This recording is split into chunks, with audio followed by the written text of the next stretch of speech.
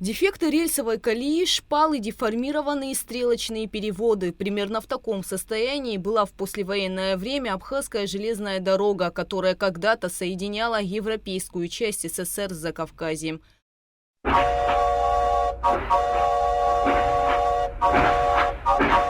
Вторгшиеся на территорию Абхазии войска Госсовета Грузии под предлогом охраны железной дороги пришли не охранять АЖД, а разрушать. Они грабили грузы, взрывали мосты и разрушали станции. После грузино-абхазской войны Абхазская железная дорога, хоть и в аварийном состоянии, но проработала немало лет. На списанных до 1992 года составах с периодическими выключениями света и поломками пассажиры добирались на место назначения. Часто вагоны сходили с рельсов. От Псоу до Сухума из 100 километров пути 45 километров все это было на деревянных шпалах.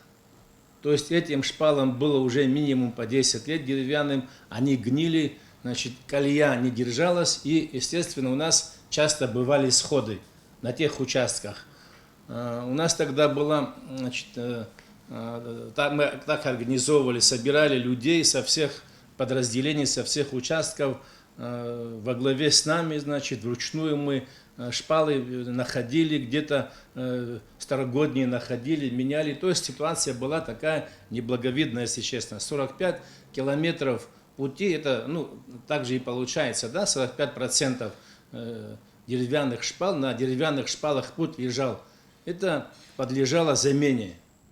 Состояние железной дороги ухудшалось день за днем. Свободных финансовых ресурсов, чтобы восстановить ее своими усилиями, у государства не было. 19 июля 2004 года было подписано соглашение между правительством Абхазии и открытым акционерным обществом «Российские железные дороги». Первый пункт договора гласил, что российские железные дороги принимают на себя обязательства по ремонту железнодорожного пути, искусственных сооружений от станции «Веселая» до станции «Сухум» включительно.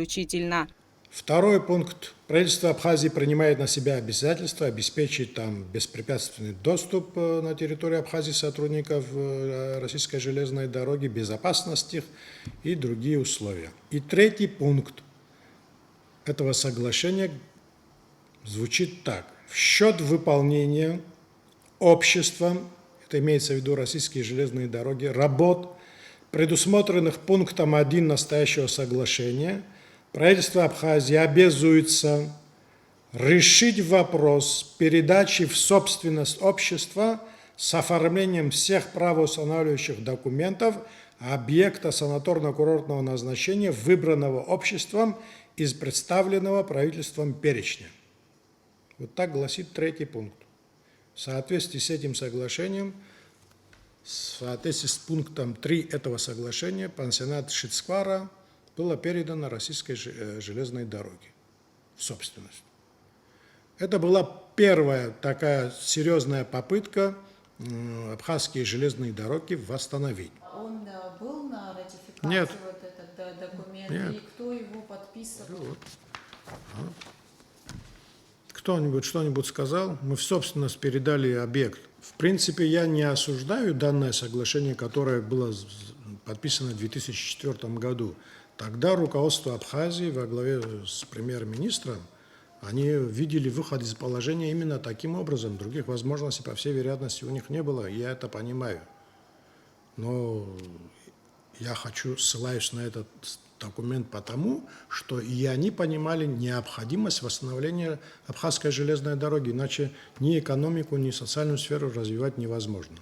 Данный документ не был вынесен на ратификацию. Объект передали в собственность Российской железной дороги. В 2004 году был сделан небольшой ремонт. Частичный ремонт был проведен и в 2008 году. Впоследствии часть общества говорила о том, что Абхазскую железную дорогу уже ремонтировали в 2004 и в 2008 годах, и она вообще не нуждается в восстановлении, потому что и так работает. Однако, по словам главного инженера Леонида Куруа, проработавшего на АЖД почти 30 лет, Абхазская железная дорога остро нуждалась именно в капитальном ремонте, которого не было на протяжении многих лет. Таких объемных работ капитального характера до 2011 года не проводились. И никем не проводились.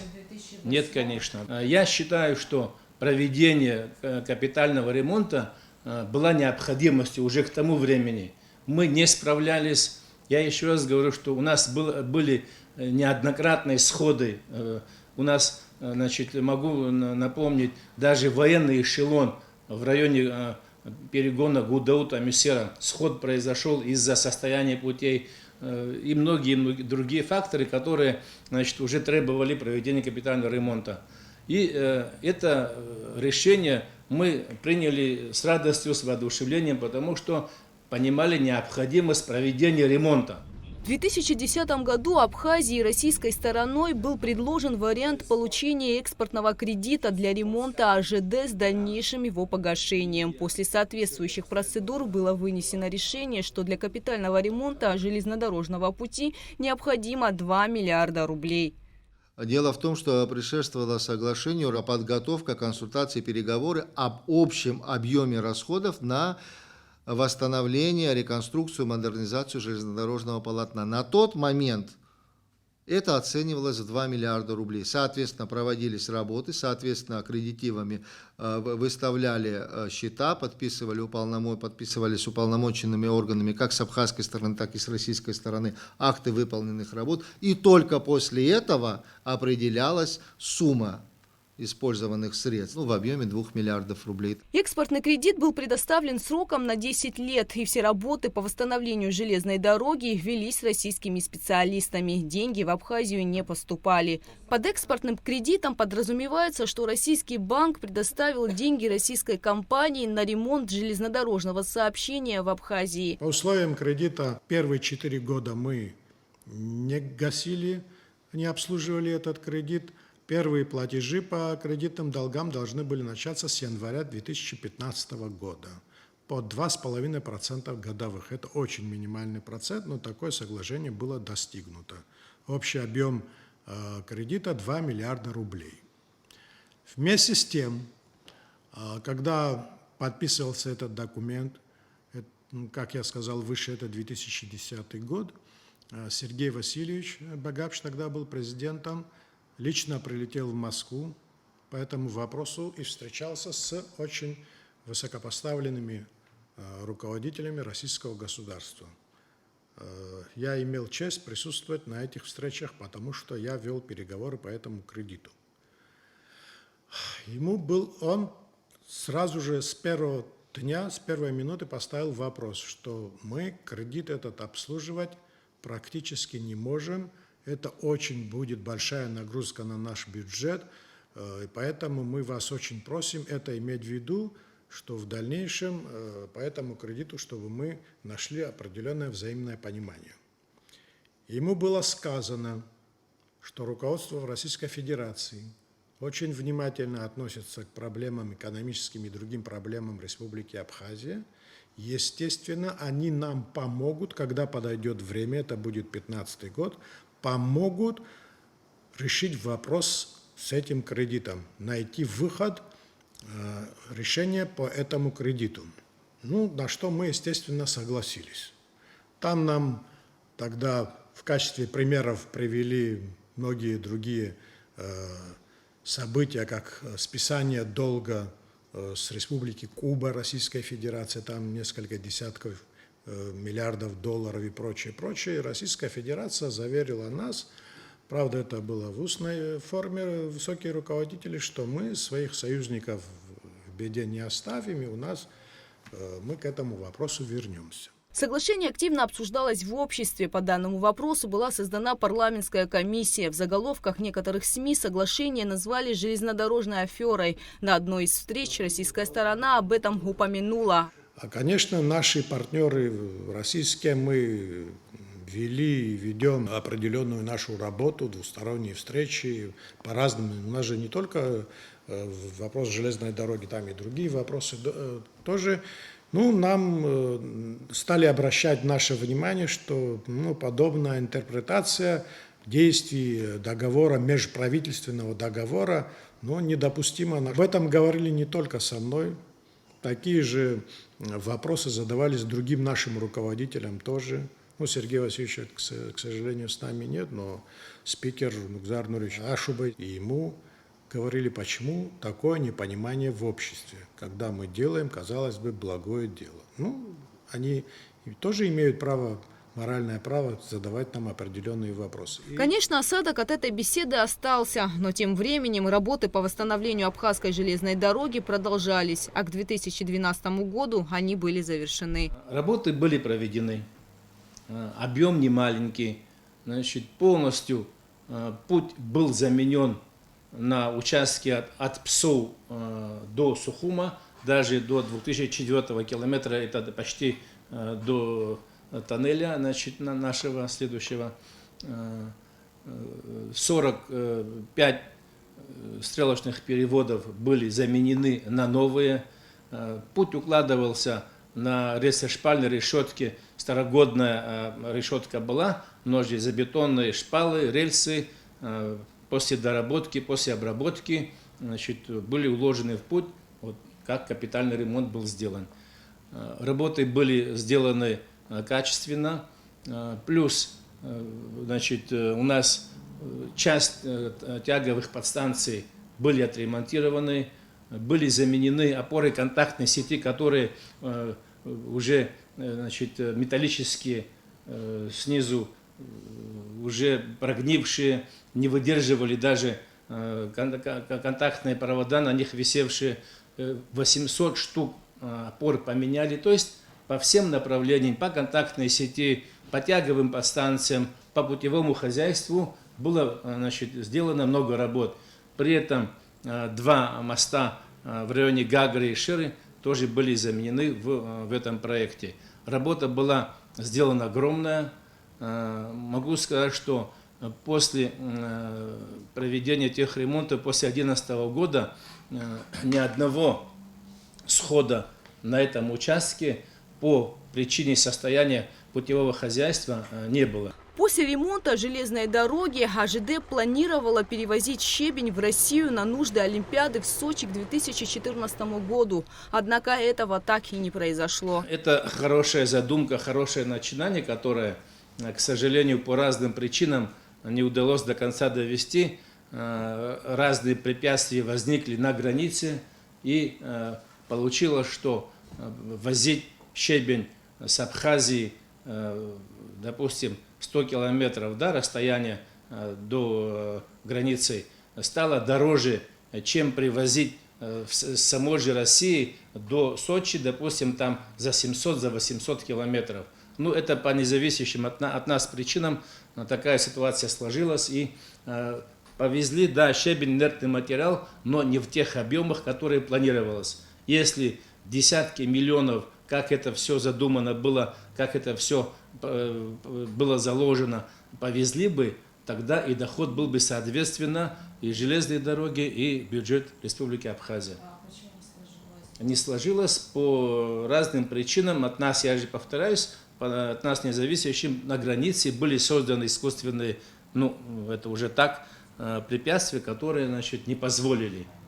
Кредит предоставили сроком на 10 лет по 2% годовых. Согласно договору, первые 4 года абхазская сторона не выплачивала кредит. Процесс выплаты должен был начаться в 2015 году. Но наступало уже время начала погашения кредитов, и нас это, конечно, тревожило. И на встрече, значит, Владимира Владимировича Путина и нашего президента, а тогда уже президентом стал Анкваб Александр Золотинскович, это было 2013 года, в августе 2013 года. Эта встреча проводилась на госдаче в Пицунде. Александр Золотинскович поднял вопрос о том, что в следующем году наступает уже срок погашения железнодорожного кредита, мы не в состоянии. Накануне туда с кратким рабочим визитом приехал Владимир Путин. С абхазским коллегой Александром Анквабом российский президент встретился в Пицунде. По сообщению пресс-службы Кремля, лидеры обсудили вопросы двустороннего сотрудничества в широком спектре интересов обоих государств. Владимир Владимирович там присутствовал с сопровождающими лицами, там были министры, помощники и прочее. Он поинтересовался, о чем речь идет. Ему, когда напомнили ситуацию, все, он сказал, ну да, конечно, абхазской стороне надо помочь. Это его слова. Обратился к президенту с предложением напишите на мое имя соответствующее обращение, и вот поручением моим помощникам мы будем прорабатывать данный вопрос. Такое письмо было составлено. У меня сохранилась копия этого письма с правками президента АНКВАБ. Вот копия этого письма. Это правки, это черновик. Здесь написано: уважаемый Владимир Владимирович, 24 декабря 2010 года было подписано соглашение о предоставлении экспортного кредита в размере 2 миллиардов рублей для восстановления железной дороги Абхазии. По условиям соглашения первый платеж погашения кредита наступает с декабря 2014 года в размере 300 миллионов рублей в год. Следует отметить, что железная дорога в настоящее время восстановлена, функционирует, регулярно осуществляется движение пассажирских поездов Москва-Сухум, электропоезда, грузовые перевозки и так далее. Однако, учитывая экономические трудности, по обеспечению доходной части бюджета у правительства Абхазии нет возможности по погашению кредита. В связи с этим прошу вас рассмотреть вопрос о списании вышеуказанного кредита. С уважением, президент АНКВАБ. Вот он собственноручно поправил. Я просто так получилось, что у меня оказалось в моем личном архиве черновик. Ну, к сожалению, 2014 нам было сказано, что сейчас Олимпийские игры сочинские закончатся там в феврале-марте, и мы вернемся к этому вопросу. Естественно, у нас целый год был впереди, но произошло, вы знаете, в мае 2014 года, значит, те действия, которые разные люди по-разному говорят, для меня это не конституционные действия, вот, в результате чего данный вопрос фактически завис. Каким образом? Дальше, конечно, кто этим занимался, я не знаю. 20 марта 2017 года был согласован график погашения консолидированной суммы, и общий долг с учетом процентов по его расходов по его обслуживанию продлен до 2029 года. Протоколом от 10 декабря 2021 года с учетом обращения абхазской стороны о возможности реструктуризации суммы основного долга на более поздние периоды, была согласована позиция с российской стороной, наше обращение было поддержано, и срок погашения был продлен, реструктуризирован до 2034 года. Таким образом, 3 раза изменялся срок погашения, соответственно, вносились изменения и в общие объемы суммы консолидированных долгов. За период с 2011 года по настоящее время общая сумма средств, направленных на погашение и обслуживание этого долга, под обслуживанием, разумеется, понимаются проценты, в объеме 1 миллиард 283 миллиона рублей, из которых за обслуживание кредита, то есть процентные расходы, 463 миллиона рублей. Разница, соответственно, там более 800 миллионов рублей, эта сумма основного долга была погашена. В текущем году, уже с учетом изменений, внесенных в порядок погашения задолженности, а также с учетом реструктуризации погашения государственного внешнего долга до 1934 года, ратифицирован Народным собранием, было направлено средств в 2022 году в общей сумме 116 миллионов рублей. Характерная особенность этих протоколов, почему я на них подробно останавливаюсь, дело в том, что каждая реструктуризация за собой влечет оптимизацию расходов на погашение задолженности. К примеру, в 2021 году мы потратили 142 миллиона рублей на обслуживание государственного долга и на погашение суммы. В этом году мы уже 116 потратили, то есть меньше, потому что работает реструктуризация с 2029 года, перенесли на 2034 год. Соответственно, по состоянию на сегодняшний день у нас остается задолженность в объеме 1 миллиард 192 миллиона рублей, суммы основного долга. На момент ремонта Абхазской железной дороги часть общества говорила, что это нерентабельно, а кто-то и вовсе сказал, что железнодорожное сообщение Абхазии не нужно. Сейчас АЖД активно осуществляет грузовые и пассажирские перевозки. По Абхазской железной дороге ходят 3 пассажирских поезда: Сухум-Москва, Сухум-Санкт-Петербург, Сухум-Самара. Курсирует туристический поезд по маршруту Туапсе-Гагра.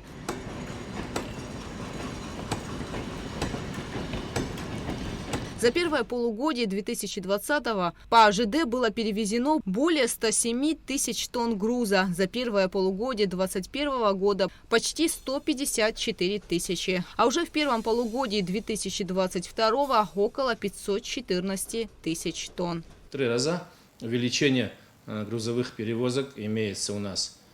Ну, если по деньгам, по грузовым перевозкам доходы за первое полугодие 2020 года 35 миллионов, 2021 года 37 миллионов, 2022 года 108 миллионов. То есть тоже пропорция понятная. По пассажирским перевозкам, скажем, в 2020 году мы перевезли, значит, на 3 миллиона 382 тысячи рублей дохода имели. Значит, первое полугодие 2021 года было 27 миллионов 415. Ну, в этом году 21 миллион 120. Ну, тоже видно, что с 300 миллионов до 21 миллиона это полугодие. Ну, если говорить, скажем, по общим доходам, да, вместе грузовые, пассажирские и другие, которые имеются у нас, то тоже в денежном выражении рост, естественно, есть. В 2020 году было 13 миллионов 760 тысяч дохода общего со всех служб.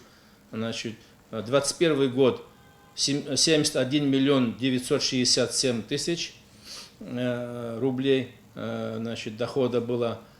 Первое полугодие 2022 года 137 миллионов 676 тысяч. Кстати, первое полугодие 2022 года мы имеем прибыль в размере 14 миллионов рублей уже. Это свои наработки, своя работа, свои перевозки со всех служб, которые, значит, имеем на сегодняшний день.